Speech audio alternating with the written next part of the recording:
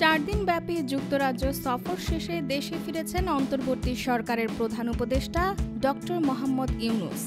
10 থেকে 13 জুন পর্যন্ত এ সফরে তিনি অংশ নেন একাধিক গুরুত্বপূর্ণ বৈঠক ও অনুষ্ঠানে।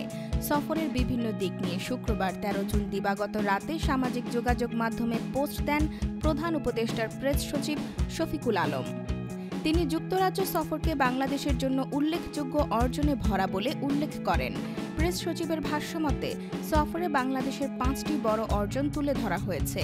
প্রথমত, ব্রিটিশ রাজা চার্লসের কাছ থেকে মর্যাদাপূর্ণ এক পুরস্কার গ্রহণ করেন ডক্টর ইউনূস। সেই সঙ্গে রাজার সঙ্গে 30 মিনিটের একান্ত বৈঠকও করেন তিনি, যা বাংলাদেশের রাজনৈতিক পরিবর্তনের প্রতি আন্তর্জাতিক স্বীকৃতি হিসেবে বিবেচিত হচ্ছে।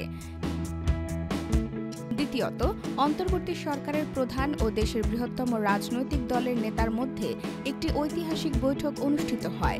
প্রেস সচিব একে ষড়যন্ত্রকারীদের জন্য গেম ওভার মুহূর্ত হিসেবে বর্ণনা করেন।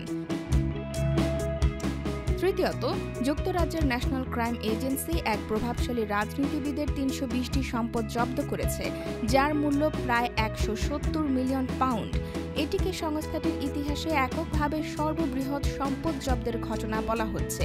এই পদক্ষেপ দুর্নীতিবাজদের জন্য একটি কড়া বার্তা এবং সম্পদ পুনরুদ্ধারে অন্তর্বর্তী সরকারের অঙ্গীকারের প্রতিফলন।